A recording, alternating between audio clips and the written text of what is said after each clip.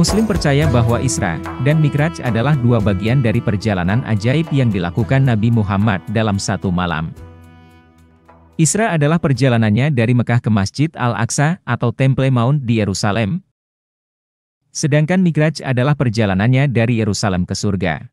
Menurut narasi dari literatur Islam, perjalanan malam ini terjadi sekitar tahun 621 Masehi atau setahun sebelum Hijrah.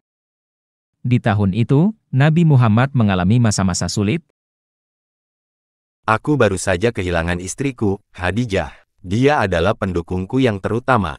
Tidak lama sebelum itu, pamanku Abu Talib meninggal dunia. Dia adalah pelindung terbesarku. Itu adalah kerugian besar bagiku. Selain itu, sebagian besar orang Quraisy tidak menyukaiku dan menolak Islam.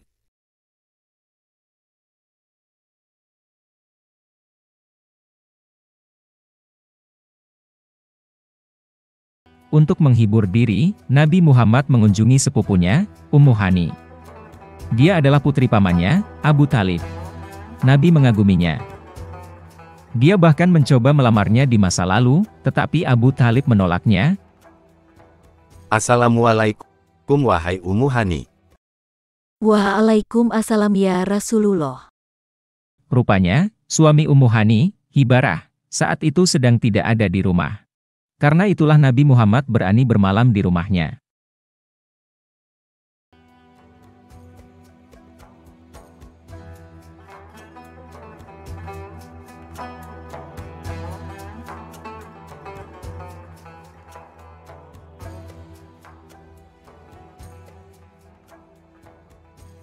Saat fajar, Nabi membangunkannya untuk melakukan sholat subuh.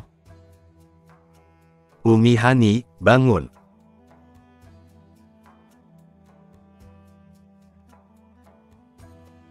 Kemudian mereka melakukan sholat berjamaah. Setelah mereka melakukan sholat, Nabi bercerita tentang perjalanan malamnya. Wahai Ummu Hani, aku sholat bersamamu tadi malam. Kemudian aku pergi ke Yerusalem dan sholat lagi di sana, dan sekarang aku telah kembali dan melakukan sholat subuh di sini bersamamu. Benar begitu. Engkau pergi ke Yerusalem dan kembali ke sini hanya dalam semalam saja. Aku akan memberitahu orang-orang tentang pengalaman ilahiku tadi malam. Sebentar ya Rasulullah. Wahai Rasulullah, tolong jangan beritahu orang-orang tentang ini. Karena mereka tidak akan percaya dan akan mengejekmu. Namun Nabi tetap berangkat ke Masjid Al-Haram untuk mengumumkan pengalamannya.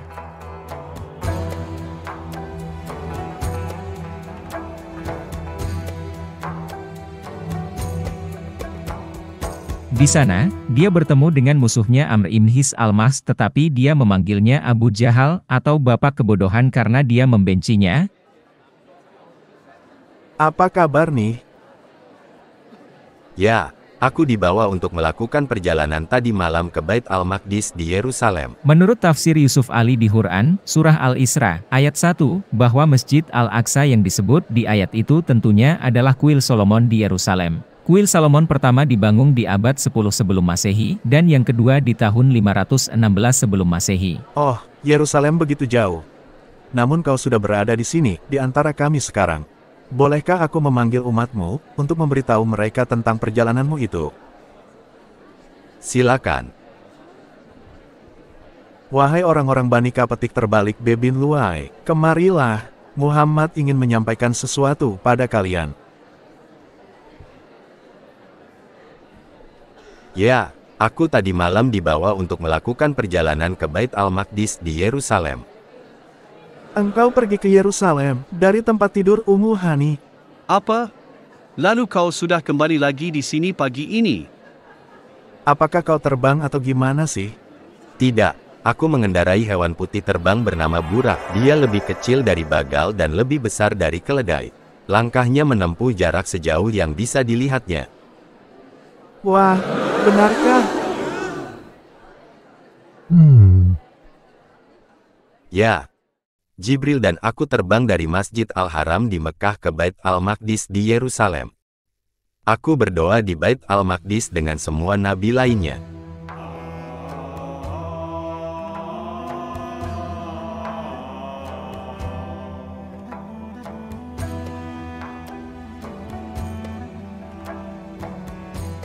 Bercanda ni. Mereka semua datang untuk menemuimu di Yerusalem. Setelah itu, Jibril membawaku ke langit pertama. Jibril meminta penjaga untuk membukakan gerbang untuk kami. Penjaga itu berkata, "Siapa kamu?" Dia berkata, "Jibril." Dikatakan, "Siapa yang bersamamu?" Dia berkata, "Muhammad." Ditanya, "Apakah misinya sudah dimulai?" Dia berkata, "Misinya telah dimulai." Jadi gerbang dibuka untuk kami. Dan di sana aku melihat Adam, yang menyambutku dan berdoa untuk kebaikanku. Wow, kau bertemu Adam? Kemudian aku dibawa ke langit kedua. Pintu gerbang dibukakan untuk kami. Dan di sana aku melihat dua saudara sepupu, Yahya dan Isa, yang menyambutku dan mendoakan kebaikan untukku. Apakah ini benar? Kayaknya tidak. Di surga ke-6 aku melihat Musa, yang menyambutku dan berdoa untuk kebaikanku.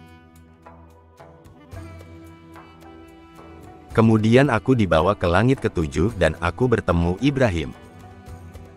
Kemudian aku dibawa ke Sidrat Al-Muntaha, dan aku melihat pohon bidara yang tidak boleh dilewati siapapun, dan daunnya seperti daun kuping gajah dan buahnya seperti kendi. Pohon itu diselubungi dengan perintah Allah, ia berubah-ubah, dan tidak ada makhluk Allah yang dapat menggambarkannya karena begitu pohon itu begitu indah. Lalu aku bertemu Allah di singgasananya.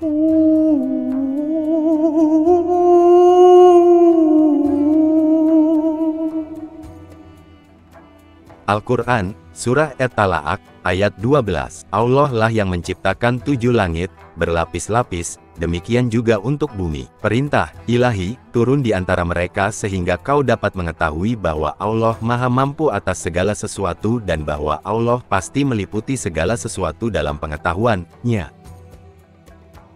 Menurut Al-Quran dan hadits, ada 7 lapis bumi, dan di atas bumi ada 7 lapis langit, dan di atas langit ada singgasana Allah. Allah mengatakan perintahnya 50 sholat setiap hari dan malam bagi umat muslim. Setelah itu aku turun dan bertemu Musa, yang berkata, "Apa yang diperintahkan Tuhanmu kepada umatmu?" 50 sholat setiap hari. Umatmu tidak akan mampu melakukan 50 sholat setiap hari. Aku mencoba pada orang-orang sebelum masamu. Aku harus berurusan dengan Bani Israel dan itu sangat sulit bagiku. Kembalilah kepada Tuhanmu dan mintalah kepadanya untuk mengurangi beban umatmu. Jadi aku kembali, dan jumlahnya berkurang 10. Apa yang diperintahkan untuk Anda lakukan? 40 kali sholat setiap hari. Itu masih terlalu banyak. Kembalilah dan mintalah kepadanya untuk mengurangi beban umatmu.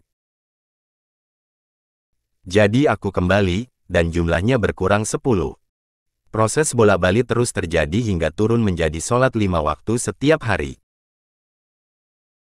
Itu masih terlalu banyak. Kembalilah kepada Tuhanmu untuk menguranginya lebih banyak lagi. Aku telah berkali-kali meminta sampai aku merasa terlalu malu. Aku terima dan tunduk pada keputusannya. Ketika aku pergi, aku mendengar suara berkata, "Aku telah menyatakan perintahku dan telah mengurangi beban para penyembahku." Setelah itu aku kembali pulang ke sini.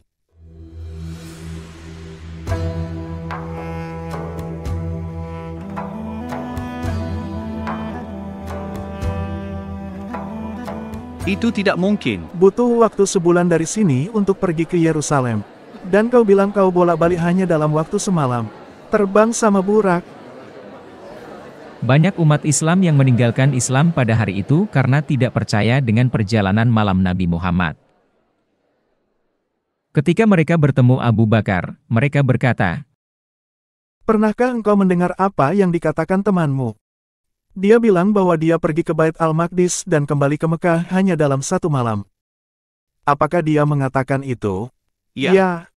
Jika dia memberikan kesaksian begitu, maka itu berarti dia mengatakan yang sebenarnya. Engkau percaya bahwa dia pergi ke Syam dalam 1 malam dan kembali ke Mekah sebelum pagi? Ya, aku percaya padanya, bahkan tentang sesuatu yang lebih dari itu. Aku percaya dia menyatakan wahyu yang datang kepadanya dari surga. setelah itu, Abu Bakar bertemu dengan Nabi Muhammad.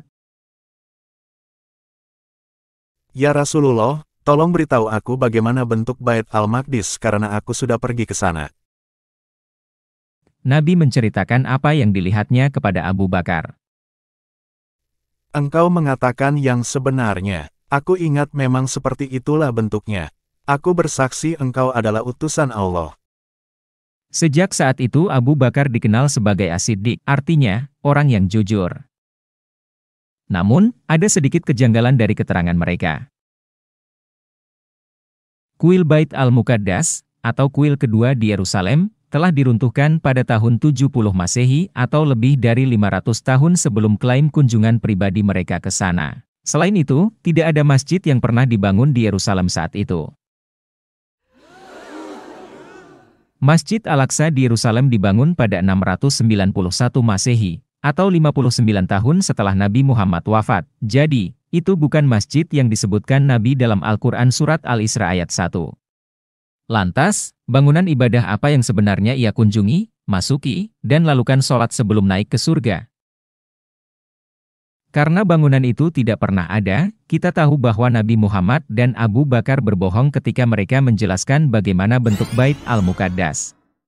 Karena Al-Isra tidak pernah terjadi, maka Al-Mi'raj juga tak pernah terjadi. Seluruh cerita hanyalah fiksi belaka.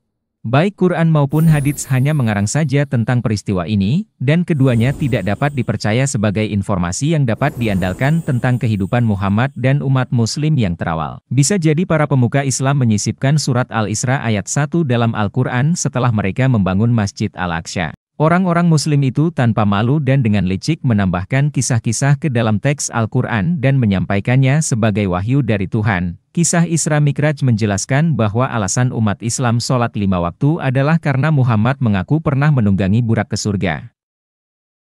Karena cerita ini terbukti tidak benar, lagi pula tiada bukti sejarahnya.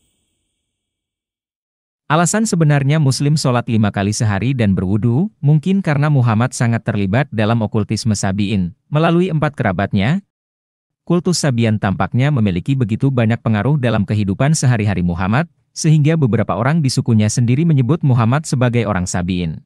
Di dalam Quran, Muhammad mencantumkan kaum Sabi'in, tepat di samping kaum Kristen dan Yahudi. Umat Sabi'in berdoa 5 kali sehari dan melakukan wudu. Muhammad hanya meniru ritual agama sebelumnya dan menerapkannya ke Islam agama barunya. Dalam Sirah Al-Nabawiyah, Ibn Hisham menulis, Honafa, atau Ahnaf, adalah sebuah kelompok kecil yang dimulai ketika 4 orang Sabi'in di Mekah setuju, keempatnya adalah Zaid bin Amru bin Nafil, Waraka bin Naufal, Ubaidullah bin Jah, dan Uthman bin Al-Huwarid. Keempat Sabi'in itu semuanya berhubungan dengan Muhammad. Waraka bin Naufal dan Utsman bin Al-Huwarid adalah sepupu Khadijah. Ubaidullah bin Jah adalah sepupu dari pihak ibu Muhammad. Muhammad menikahi jandanya, Ummu Habibah. Semua ini mengungkapkan hubungan erat antara Muhammad dan kaum Sabi'in terkemuka. Kisah tawar-menawar jumlah sholat dari 50 menjadi 5 jelas diambil dari Kejadian 18 ayat 23-32.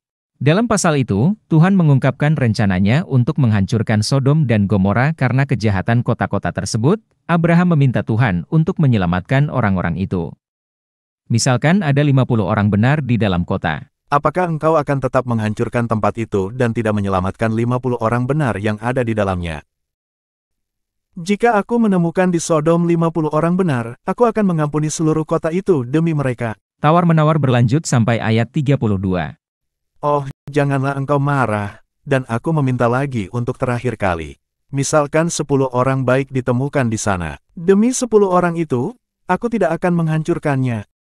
Kalian lihat proses tawar-menawar dalam kitab Kejadian, dari 50 menjadi 10 orang saleh. Sangat mirip dengan proses tawar-menawar dalam hadits Bukhari dari 50 hingga 5 sholat. Jelas bahwa kisah Bukhari diambil dari Kejadian 18 ayat 23-32. Karena tidak ada satupun bukti sejarah yang mendukung peristiwa Isra Mi'raj, maka kisah Nabi Muhammad dan beurak terbangnya hanyalah hayalan belaka, seperti kisah Aladdin dan lampu ajaibnya, atau Alibaba dan karpet terbang ajaibnya.